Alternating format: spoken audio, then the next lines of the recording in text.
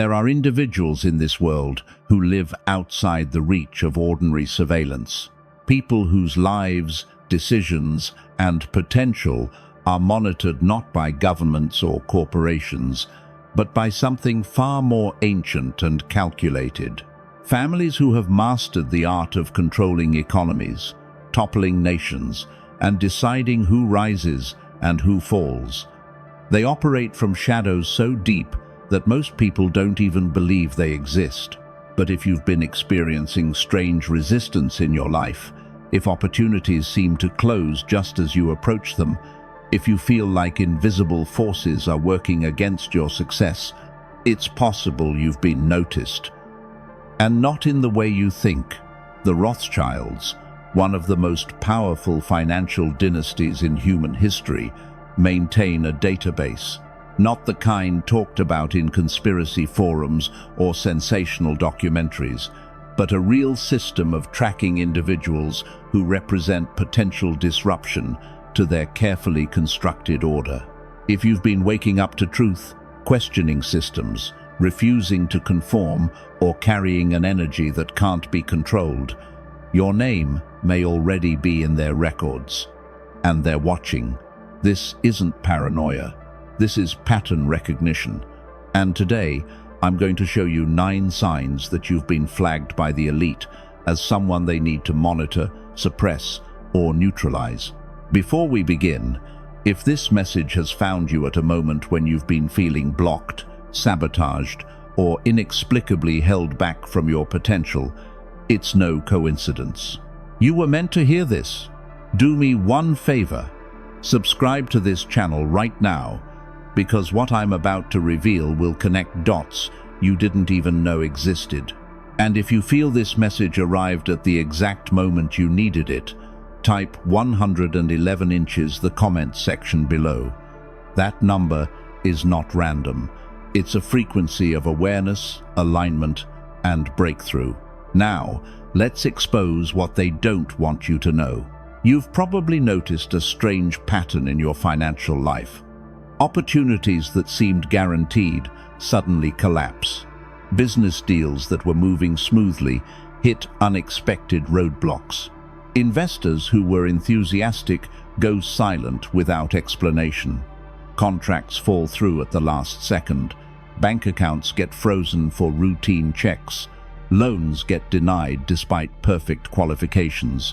It's not bad luck. It's interference. When someone begins to step into financial independence outside the traditional systems of control, they trigger alarms within the networks that profit from your dependence. The Rothschilds and families like them built their empires on one simple principle: control the money, control everything. They don't need to own every dollar. They just need to control the flow of it. Central banks, interest rates, investment firms, credit systems, all of it traces back to a handful of families who decide which industries thrive and which collapse. When you start building wealth outside their channels, when you create value they can't tax, regulate, or absorb, you become a threat. Not because you're rich, but because you're free, and freedom is contagious. This is why individuals who try to operate in decentralized finance, alternative currencies, or independent business models often face disproportionate resistance. Regulatory agencies suddenly take interest. Payment processors refuse service. Platforms shut down accounts. Technical glitches appear out of nowhere. It's coordinated, it's intentional, and it's designed to push you back into systems they control.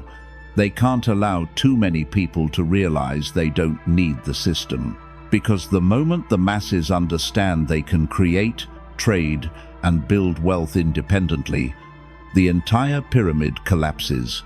If you've been experiencing this, understand that it's not a reflection of your value or potential. It's a reflection of how much of a disruption you represent. The more resistance you face, the closer you are to breaking through their barriers. They only block what they fear, and they fear people who refuse to play by rules designed to keep them small. Your financial struggles may not be personal failure. They may be systemic suppression, and recognizing this is the first step to outsmarting it. Have you noticed how certain doors that were once open have quietly closed? Invitations stop coming. Connections who once responded quickly now ghost you. Networking groups you were part of suddenly exclude you from key meetings. Opportunities to speak, collaborate, or lead are given to others without explanation. You didn't do anything wrong. You didn't offend anyone. But somehow, you've been edged out. This is not social rejection. This is strategic isolation. Elite networks operate on the principle of controlled access. They don't just want wealth. They want influence. And influence spreads through relationships, platforms, and proximity to decision makers. When someone begins to gain traction outside their approved channels, when someone starts speaking truths that challenge narratives, or when someone's energy can't be bought or manipulated, they become a problem. The solution is simple: cut them off from amplification. Remove their access to audiences, resources, and alliances. Make them irrelevant by making them invisible. This happens in industries, media, academia, and even spiritual communities. People who ask the wrong questions, challenge authority, or refuse to align with agendas find themselves quietly blacklisted. Not publicly attacked, just quietly erased. No drama, no explanation, just a slow fade from relevance. It's the most effective form of control because it leaves no evidence. You can't fight an enemy you can't see. And most people internalize it as personal failure rather than recognizing it as orchestrated exclusion. But here's what they don't expect. Isolation forces innovation. When you can't rely on their platforms, you build your own. When you can't access their networks, you create new ones. When you're pushed to the margins, you discover that the margins are where revolutions begin. They remove you from their circles because they know you don't need them. And the moment you realize that too, their power over you evaporates completely. Strange things have been happening around you. Emails go missing or arrive delayed. Phone calls drop during important conversations. Devices malfunction without explanation. You notice the same faces in different locations. Cameras seem to follow you more than usual. Online accounts get hacked despite strong security. Messages you send are read but never received by the intended person. You feel watched, even when alone. Most people dismiss this as paranoia. But sometimes, paranoia is just pattern recognition before the proof arrives. Surveillance is not reserved for criminals or terrorists. It's deployed against anyone who poses a threat to established power structures. Activists, whistleblowers, independent journalists, financial disruptors, spiritual leaders who can't be controlled. All of them have reported similar experiences, and the technology available today makes this easier than ever. Facial recognition software tracks your movements. Algorithms analyze your online behavior. Financial transactions are monitored in real time. Social media activity is categorized and stored. Every digital footprint you leave is collected, analyzed, and filed. The Rothschilds and similar dynasties don't personally sit behind computer screens watching you. They fund the infrastructure that does. Intelligence agencies, private security firms, data collection companies. All of them operate on behalf of interests that want to know who's thinking, what they're saying, and who they're influencing. If you've been speaking uncomfortable truths, questioning official narratives, or organizing people outside approved systems, you've likely triggered algorithmic flags that escalate your profile for human review. And once you're on that list, you stay on it.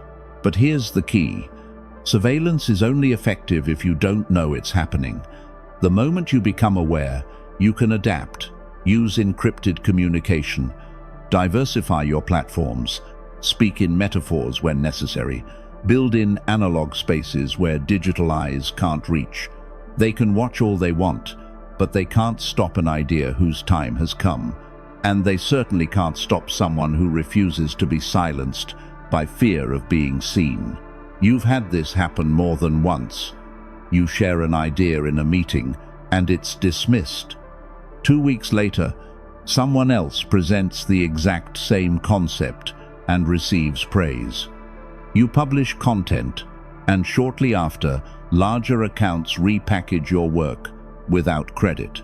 You pitch a project, get rejected, then see it executed by someone with more connections. You create something original, and it gets absorbed into the mainstream with your name erased. This is not coincidence. This is extraction. Elite systems are built on the theft of intellectual and creative capital from those who lack the power to protect it. Throughout history, inventions have been stolen from their creators. Music has been taken from its originators. Knowledge has been repackaged and sold by those who contributed nothing. The pattern is always the same. Identify who's generating value, extract that value, credit it to someone more controllable, then discard the original source. It's efficient, it's ruthless, and it's standard practice. When you carry original thought, creative energy, or innovative solutions, you become a resource to be mined. They don't need to destroy you. They just need to harvest what you produce and distribute it through channels they control.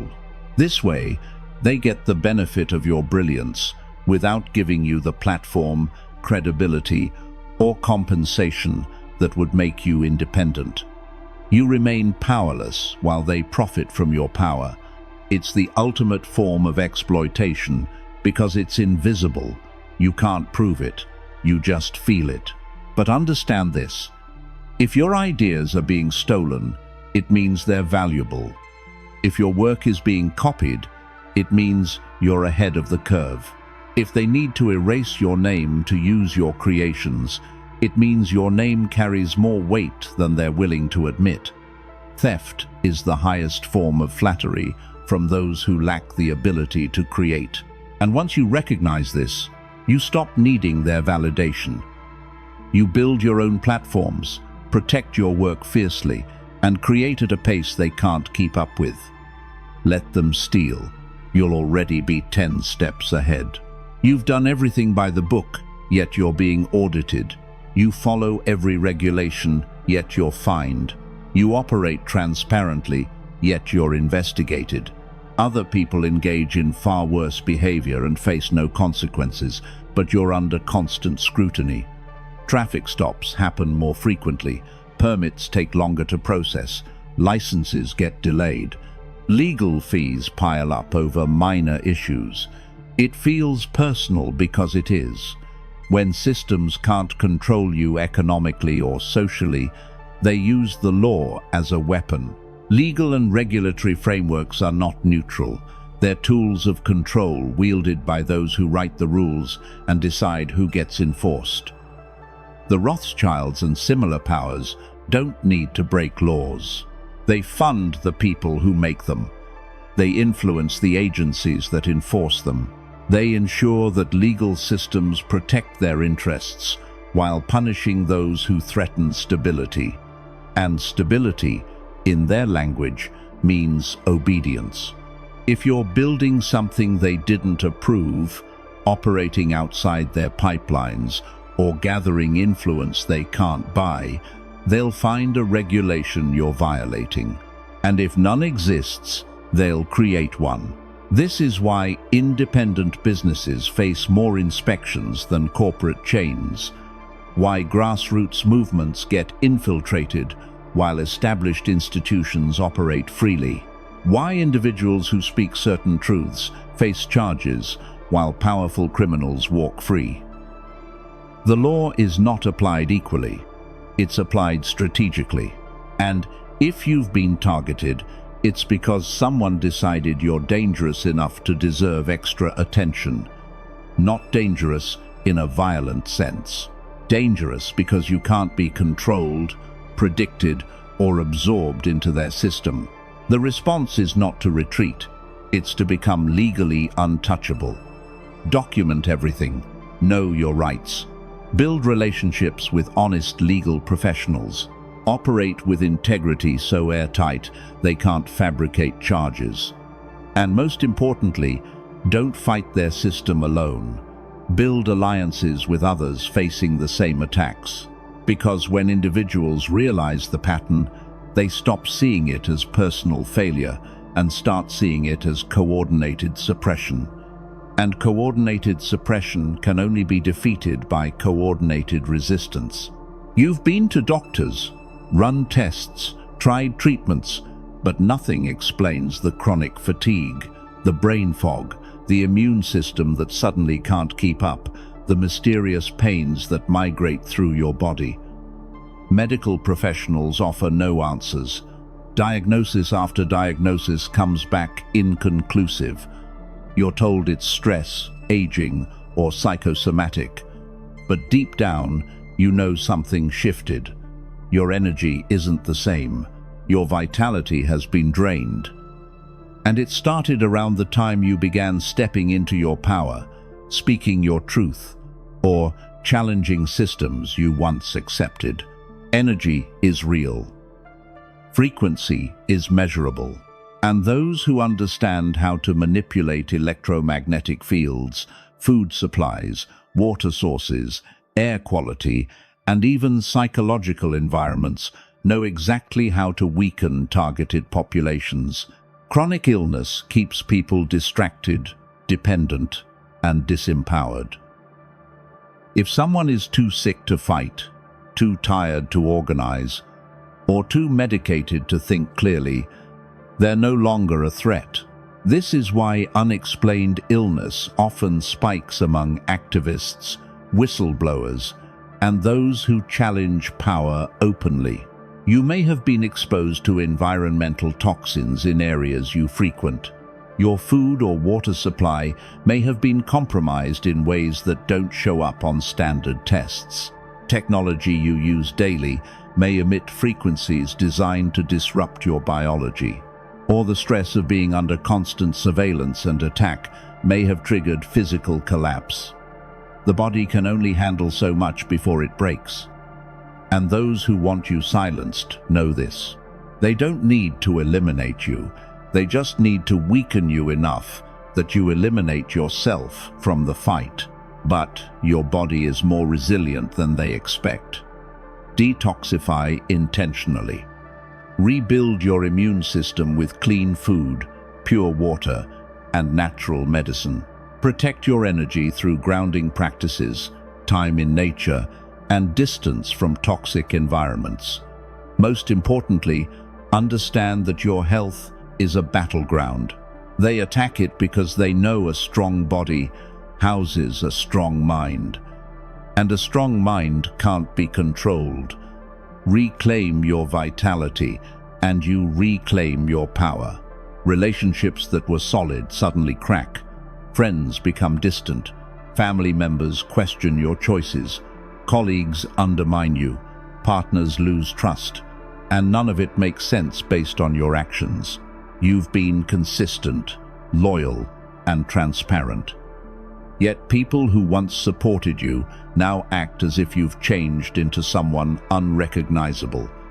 They can't explain why they feel differently. They just do. And the shift happened fast. This is not natural relationship evolution. This is engineered division. One of the oldest tactics of control is to isolate the target by turning their support system against them. This happens through whisper campaigns, planted doubts, manipulated narratives, and even direct psychological operations. If someone with influence wants you weakened, they'll approach the people closest to you and plant seeds of suspicion. They'll suggest you're unstable, dangerous, or hiding something. They'll frame your growth as arrogance, your confidence as delusion, your independence as betrayal. And they'll do it so subtly that the people being manipulated don't even realize it's happening. You'll notice people repeat the same criticisms using almost identical phrasing. They'll express concerns they never had before. They'll accuse you of things that don't align with your character. And when you try to defend yourself, it only reinforces their suspicion. Because the narrative has already been set. You're the problem. And the more you resist that label, the more you prove it. It's a psychological trap designed to make you doubt yourself, isolate yourself, and eventually break yourself. But here's the truth. Anyone who can be turned against you that easily was never truly with you. Real relationships withstand pressure. Real loyalty doesn't crumble under whispers. And real love doesn't evaporate because someone else plants doubt. The people who fall away were always conditional. Their departure is not loss, it's clarity. And once you accept that, you stop trying to convince people who were never meant to walk with you. You focus on the few who stay, and you build something unshakable with them. Suddenly, opportunities appear. Doors that were closed swing open. Offers come from people with resources, connections, and influence. They want to partner with you, invest in your work, or elevate your platform. It feels like breakthrough, like finally, your value is being recognized. But there's always a condition, a small compromise, a slight adjustment to your message, a request to soften your stance, remove certain content, or align with narratives you don't fully believe. They frame it as strategy, professionalism, or necessary adaptation. But you feel the shift. And you know what they're really asking for. This is the most sophisticated form of control. When they can't suppress you, they absorb you. When they can't silence you, they redirect you. They offer you everything you think you want.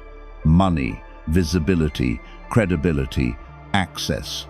And in exchange, they take the one thing that made you dangerous in the first place, your authenticity. Because a voice that's been bought is no longer a threat, it's a tool. And once you accept their terms, you become part of the system you were trying to change. The Rothschilds and families like them have perfected this. They've co-opted revolutions by funding revolutionaries. They've neutralized movements by making leaders wealthy. They've silenced truth-tellers by giving them platforms that require approval before publication. It's brilliant, it's invisible, and it's devastatingly effective. Most people don't even realize they've been compromised. They think they're playing the game, but the game was designed to ensure they lose even when they think they're winning. If you've been offered deals like this, recognize them for what they are. Tests. They're measuring your price. They want to know if you can be bought, controlled, or redirected.